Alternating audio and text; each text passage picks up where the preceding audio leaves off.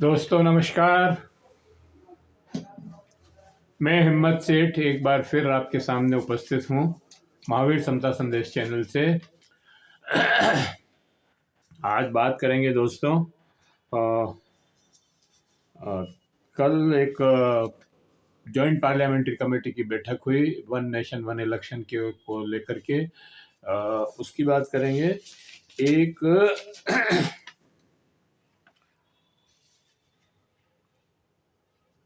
नागौर में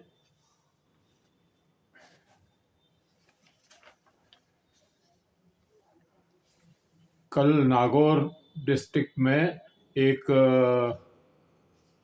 cement factory, cement plant लग रहा है। उसकी ज़मीन के विवाद को लेकर झड़प हो गई और पुलिस ने लाठियां चलाई। किसान 135 दिन से वहां पर धरना देकर बैठे हैं, लेकिन उनकी एक भी बात नहीं सुनी गई।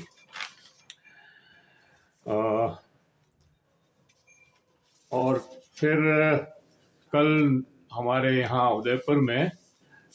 उदयपुर जोन के north western railway employees union ने प्रदर्शन किया उनकी मांगों को लेकर। तो ये खबरें, इस पर आज एक वीडियो है। ये बातचीत शुरू करूं उसके पहले ये अपील करना चाहता हूं कि अगर आपने हमारे इस YouTube चैनल महावीर समता संदेश को सब्सक्राइब न किया है तो सब्सक्राइब कर दें, बेल आइकन दबाना न भूलें और कमेंट बॉक्स में जाएं, कमेंट लिखें, सुझाव दें। आपके कमेंट और सुझाव हमें और बेहतर करने के लिए अग्रसर करें। अगर आपको वीडियो अच्छे लग रहे हैं तो लाइक करें, फॉरवर्ड करें और अपने मित्रों को भी बताएं कि ये चैनल सब्सक्राइब करें और इसे देखें। तो सबसे पहले north western railway employees union की खबर लेते हैं। यूनियन के कर्मचारियों ने अपनी विभिन्न मांगों को लेकर के वहाँ पर उदयपुर में सिटी स्टेशन, जो रेलवे स्टेशन है, वहाँ पर यूनियन के कर्मचारियों ने वहाँ पर जो है अपना धरना प्रदर्शन किया और अपनी मांगों के लिए आवाज उठाई।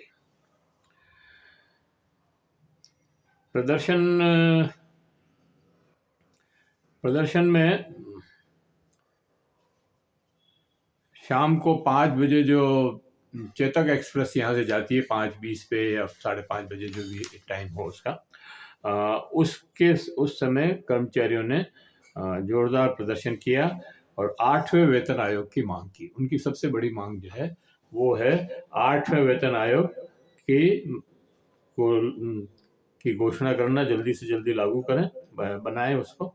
और दूसरा, पुरानी पेंशन बहाल करें। पेंशन का तो झगड़ा काफ़ी टाइम से चल रहा है और रेलवे में भी है ये और सारे केंद्रीय कार्यालयों में है।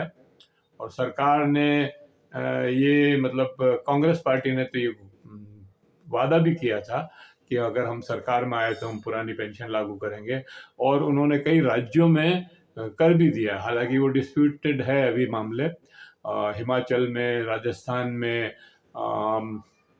पंजाब में, आंध्रा में नहीं, वहाँ तेलंगाना में, तमिलनाडु में, इन सब जगह पर पुरानी पेंशन योजना लागू कर दी गई है, लेकिन सरकार जो है, केंद्र सरकार, उसमें कुछ रोड़े अटका रही है।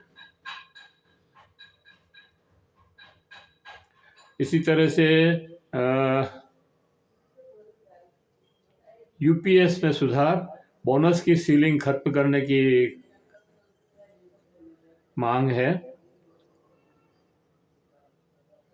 और एक गार्ड सेक्शन जो है रेलवे के, जहाँ पहाड़ियाँ हैं, जंगल है और उसके बीच में से जो रेल निकलती है और वहाँ पर जो कर्मचारी काम करते हैं, उनकी सुरक्षा की मांग की है कि सरकार उनकी सुरक्षा करे। ये बहुत वाजिब मांग है, क्योंकि वो सरकार के लिए ही काम, मतलब जनता के लिए काम कर रहे हैं, कोई अपने काम से तो जाते नहीं है वहाँ पर, तो उनकी सुरक्षा होनी चाहिए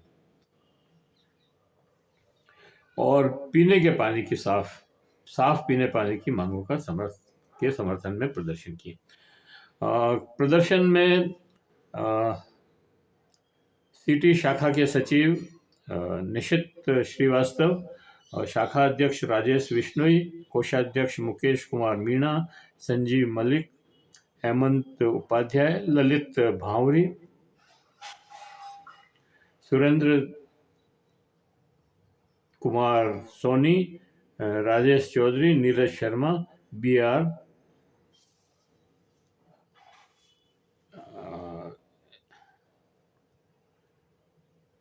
इणाकिया सहित बहुत से अधिकारियों, कर्मचारियों और कार्यकर्ताओं ने भाग लिया।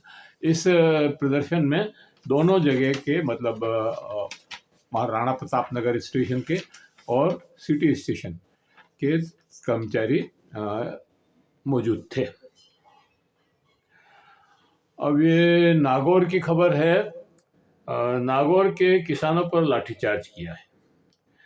वैसे तो पुलिस आम आदमी की सुरक्षा के लिए होती है, पर जगह जगह देखने में आता है कि पुलिस हर वक्त जुल्म करने वालों के सुरक्षा में खड़ी रहती है और आम आदमी, किसान, मजदूर, दलित, आदिवासी या वंचित वर्ग पर लाठी गोली और आंसू गैस छोड़ती दिखती है और संविधान का पालन नहीं करती है। कानून और संविधान का उल्लंघन करने वाले राजनेताओं, कॉरपोरेट और उनके दलालों के रूप में काम करने वाले अफसरों को बचाने के लिए आंदोलनकारियों पर ही सही मांग करने वाले लोगों पर ही कहर ढाती दिखती है। अभी पंजाब, हरियाणा और के खनोई बॉर्डर पर किसानों पर लाठीचार्ज किया, आंसू गैस के गोले छोड़े। वहाँ पर वो जगजीत सिंह डिल्लेवाल 45 दिन से लगभग अनशन पर बैठे हुए हैं, उनकी कोई सुन नहीं रहा है और वहाँ से किसान जो है दिल्ली कूच करने को जाते हैं तो पुलिस जो है लाठी चलाती है। अरे भाई, दिल्ली कूच क्यों नहीं कर सकते? ये सवाल है कि दिल्ली तो राजधानी है देश की, तो सबको जाने का अधिकार है, क्यों नहीं जाने देते? लेकिन उनको रोकेगी, बैरिकेटिंग्स लगाएगी। बैरिकेटिंग्स लगाए जब तक तो ठीक है, पर इतने ठंड में ठंडे पानी की बौछार करना और लाठीचार्ज करना किसी भी तरह से जायज नहीं है। वहाँ आंसू गैस के गोले छोड़े, 10 किसान घायल हो गए थे। अब इधर नागौर में जमीन का सही मुआवजे की मांग करने वाले किसानों पर लाठीचार्ज किया है। खेतों में आग लगा दी, 12 लोग घायल हो गए। JMW कंपनी नागौर से सीमेंट प्लांट लगाने के लिए किसानों से जमीन का उचित दाम नहीं देने के विरोध में 135 दिनों से, मतलब 1-2 दिन भी नहीं, 135 मतलब 4 महीने से भी ज़्यादा समय से वो लोग वहाँ धरने पर बैठे हैं किसान, और उनकी कोई सुन ही नहीं रहा है। और फिर कहते हो कि आप जो है लाठी, और फिर वो लाठीचार्ज अलग करते हो। देने के विरोध में 135 दिनों से चल रहा धरना प्रदर्शन बुधवार को हिंसक हो गया। सुरपालिया थाना क्षेत्र के सरासनी गांव के धरने पर बैठे किसानों को खदेड़ने के लिए सुबह करीब 5 से 6 बजे, सुबह 5 से 6 बजे, इतनी ठंड में, अंधेरे में पुलिस जो है लाठीचार्ज कर दिया, जिसमें मौके पर तनाव की स्थिति बन गई। इसके बाद पुलिस ने और किसानों में जमकर पत्थरबाजी भी हुई। खेतों में आग लगा दी गई। घटना में 25 लोगों से अधिक घायल हो गए, 12 लोगों को अस्पताल में भर्ती कराया गया। तो ये तो बहुत ही जाती है, मतलब किसानों के साथ, कि उनकी मांगों को आप नहीं सुनो और वो अगर धरना प्रदर्शन करे, 35 दिनों तक बैठे रहे चुपचाप, मतलब प्रदर्शन करते रहे, फिर भी आप उनकी बात को नहीं सुन रहे हो और उनके मांग को पूरी नहीं कर रहे हो, और फिर ऊपर से लाठियाँ चला रहे हो, ये तो बहुत ही जाती है। किसान नेता बोले, उचित मुआवजे की मांग कर रही महिलाओं पर भी पुलिस ने लाठियां चलाई। किसान नेता अनिल बारूपाल व किसान पुरखा राम ने बताया कि जमीन अधिग्रहण में वाजिब मुआवजा की मांग को लेकर 135 दिनों से धरना दिया जा रहा था। बिना मुआवजा दिए खनन शुरू करने कंपनी के प्रतिनिधि जा रहे थे, इसलिए उनका विरोध किया गया। तो किसान नेताओं का कहना है कि कंपनी ने किसानों से 8 लाख रुपए बीघा में ये जमीन खरीद ली और 11 लाख रुपए दूसरी जगह जो है 11 लाख रुपए में खरीदी। तो उनका कहना है ये कि भाई आपने जब दूसरी जगह 11 लाख में खरीदी तो हमारे से भी 11 लाख में खरीदो। और इसी बात को लेकर के ये धरना चल रहा है। 22 अगस्त से धरना चल रहा है। और मैं ये पूछना चाहता हूँ, सवाल ये है कि जब भूमि अधिग्रहण एक्ट बना हुआ है और उसमें बाजार भाव से 4 गुना मुआवजा देने का प्रावधान है, फिर कंपनी के लोग किसानों को पूरा दाम क्यों नहीं देना चाहते। इसी तरह सरकार के अधिकारियों को भी किसान का ही नहीं, कानून का पक्ष लेते हुए कंपनी मालिक से किसानों को जमीन का पूरा दाम दिलवाना चाहिए, क्योंकि किसानों को 135 दिन तक धरना प्रदर्शन करना पड़े और क्यों करना पड़े 135 दिन तक धरना प्रदर्शन, और क्यों लाठीचार्ज हो और वो मार खाएं। तो सरकार को, खास तौर से जो अधिकारी हैं, उनको इसको टेकअप करना चाहिए और कंपनी के लोगों को हिदायत देनी चाहिए कि वो 4 गुना मुआवजा दे करके और इस मामले को निपटाए।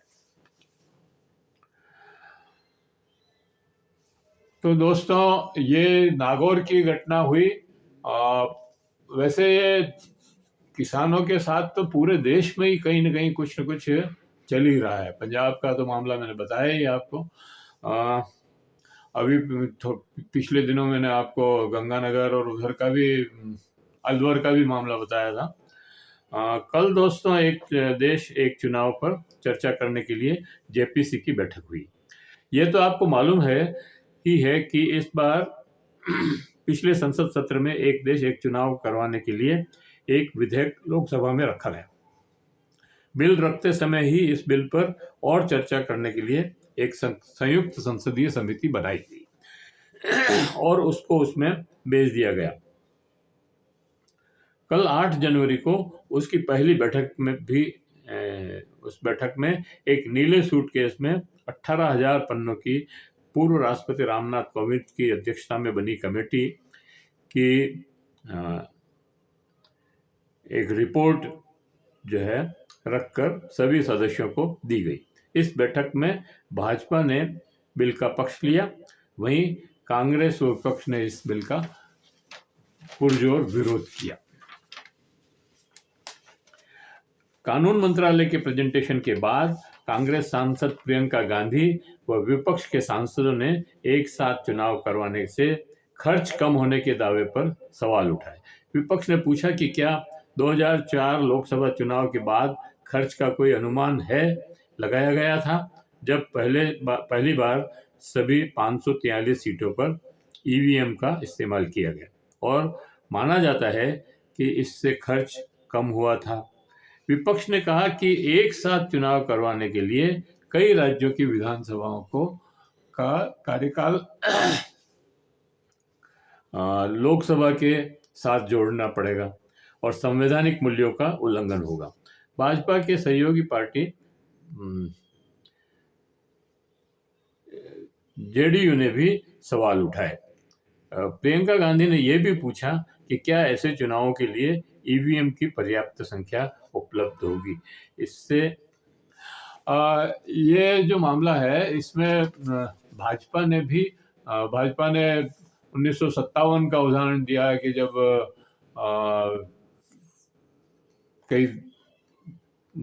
कई प्रदेशों की सरकार गिरा दी, लेकिन 1957 में नहीं गिराई थी। वो तो 1977 के बाद 1980 में गिराई गई थी। 1977 में तो जनता पार्टी ने ही वो 8 सरकारें गिराई थी जहां पर कांग्रेस हार गई। तो ये मामला है और इसको अभी इस पे काफ़ी बहस होगी और दो संविधान संशोधन भी करने पड़ेंगे। उसके बाद भी लगता नहीं है कि ये एक्ट मतलब ठीक से लागू हो पाएगा या सफल हो पाएगा। ये बात सही है कि चुनाव के दिनों में मतलब बहुत खर्च होता है, ये एक आम धारणा है। लेकिन मैं ये समझता हूँ कि चुनाव में जो खर्चा होता है वो चुनाव में शिक्षण भी करता है। लोगों का इतना ज़्यादा शिक्षण होता है कि उसकी एक मिसाल मैं आपको देना चाहता हूँ कि जैसे अभी दिल्ली के चुनाव हो रहे हैं, तो नरेंद्र मोदी साहब ने एक आम सभा में, चुनावी सभा में ये कहा कि अरविंद केजरीवाल तो ने शीश महल बनवाया और उसमें सोने के पर्दे हैं, सोने की टाइलें हैं और ये सब। तो जनता को मालूम पड़ा कि अरे और अरविंद केजरीवाल के यहाँ सोने की टाइलें लग रही है। अब अरविंद केजरीवाल ने कहा कि मेरे यहाँ अगर सोने की टाइलें लग रही है तो मीडिया वाले आके देख लें और उनकी फोटो खींच लें और उनको लोगों के सामने दिखा दें। अब बीजेपी वाले और प्रशासन जो है मीडिया को अरविंद केजरीवाल के घर उन टाइलों को देखने नहीं जाने दे रहे।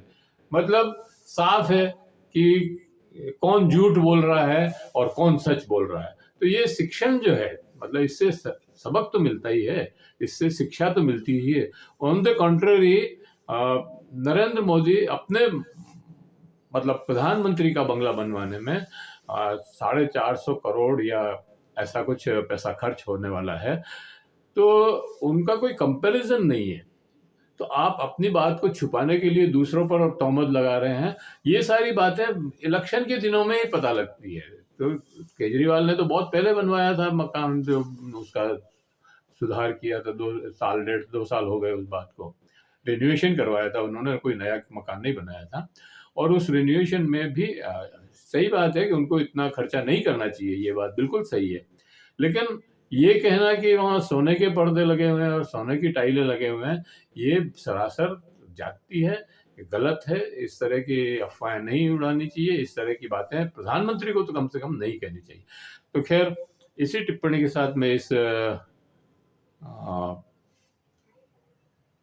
वीडियो को समाप्त करता हूँ और ये आशा करता हूँ कि ये वीडियो आपको पसंद आएगा।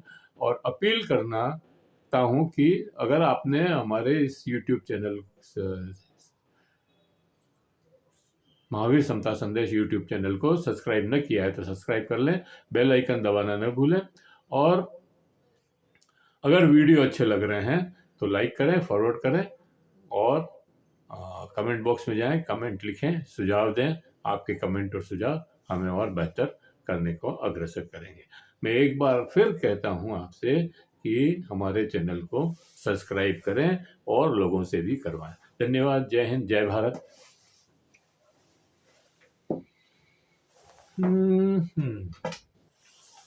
हाँ भाई इंदु, चाय वापस गर्म करनी पड़ेगी, ठंडी हो गई होगी। अरे ये भी हाँ लगे और लगे